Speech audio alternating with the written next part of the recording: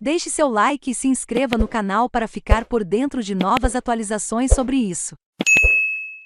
A visita. O secretário-geral das Nações Unidas foi a Moscovo e depois, à Ucrânia. Esta visita foi antecedida de uma pressão global muito intensa, em que até se envolveram alguns ex-altos responsáveis da organização, incluindo suponho que ex-vice-secretário-geral, até hoje desconhecido do comum dos mortais.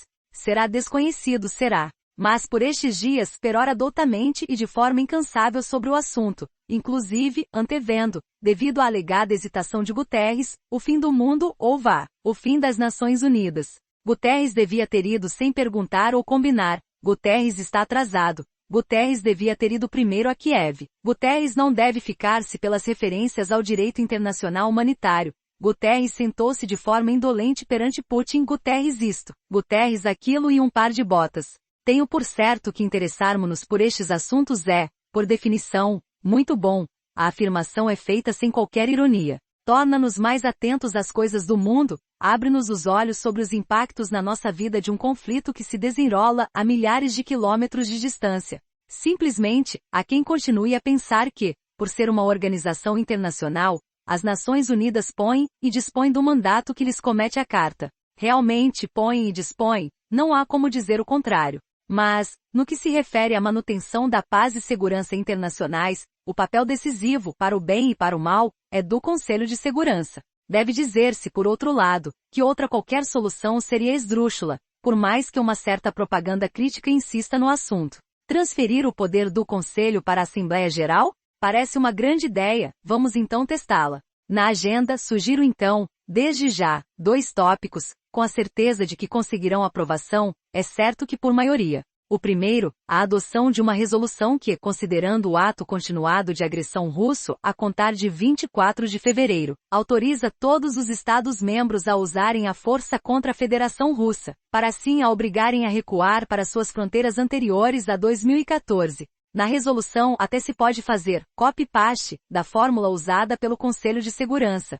Os Estados podem recorrer a todos os meios necessários. Pronto. Quem quiser está doravante, autorizado a enviar as suas forças, aéreas, terrestres ou navais, para a zona, para auxiliar a Ucrânia. Quem começa? Como assim ninguém? Mas afinal, não era por causa da impotência das Nações Unidas e do seu declínio irreversível que, alegadamente, a Ucrânia era deixada sem ajuda? Não foi por causa das hesitações do secretário-geral que as coisas resvalaram para este estado de coisas? Bom, talvez os críticos prefiram o modelo mais puro, da origem da Carta, aquele em que os Estados-membros das Nações Unidas fornecem diretamente meios ao Conselho para que este, sob a bandeira da organização, lance as forças internacionais contra o invasor, e pelo caminho, até se agradecia uma passagem pelo Iêmen, pela Síria, pela República Centro-Africana e, já que aqui estamos, por Moçambique. Como? Nem um soldado? Nem nada? É curioso. Temos então que enfrentar a questão da impunidade dos crimes internacionais.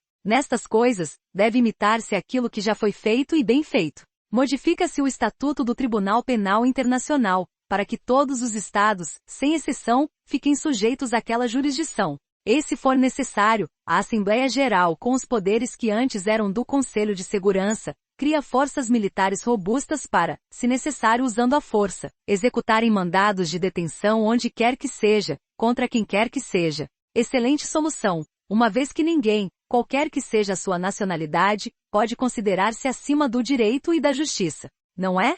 Assim, até se superam os limites inevitáveis da proposta do presidente Zelensky, que quer apenas um tribunal internacional para julgar a Rússia. Prefiro nem continuar a desenvolver estas hipóteses, heroicas, para que ninguém fique sujeito a acessos de melancolia. O meu ponto, porém, nem é negativo ou pessimista. O que se está a fazer pela Ucrânia é algo que, há 2 meses e alguns dias, ninguém considerava viável. Continuar a insistir, nem que seja por razões de pressão e propaganda, em algo que não é verdadeiro, é que acaba por se mostrar contraproducente. De tal forma a objeção é fácil. Por outro lado, é bom que não esquecemos outra coisa. O presidente russo quis discutir com Antônio Guterres a Carta das Nações Unidas, e especificamente os artigos 2, número 4, que proíbe a ameaça e uso da força nas relações internacionais, e 51, que fala sobre o direito de legítima defesa. Quem diria, temos jurista. Não, não temos.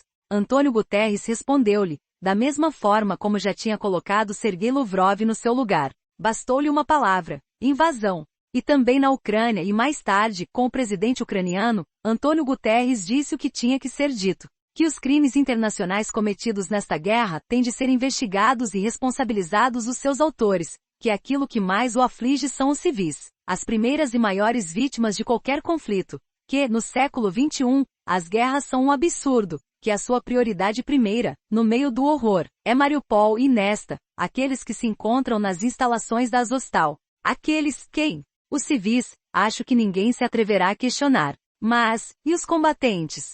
Sabemos o que a Ucrânia quer, e Zelensky verbalizou. Para a Ucrânia, é crucial que sejam salvos e libertados os elementos militares que se encontram naquelas instalações industriais, mas libertados para serem detidos pela Rússia como prisioneiros de guerra, ou uma solução, premium, em que saem, regressam às suas posições e continuam a combater o invasor. Esta, por estranho que possam parecer, tanto cuidado e desvelo com a sua sorte, quando olhamos à volta, e só vemos cemitérios cheios e relatos de horror contra mulheres, idosos e crianças, é uma das questões enormes desta guerra, e a Rússia, que até pode parecer, mas não anda a dormir, já compreendeu há muito que o tempo joga aqui, e talvez só aqui, a seu favor. Veremos o que o tempo nos dirá. Por enquanto, tem nos dito quase só coisas más, mesmo admitindo-se que, como escreveu Matias Enar, e tanto recomendo, a guerra e o ato de matar possam ter uma estética. Ei-lo, a dar voz a um franco atirador que procurava a perfeição.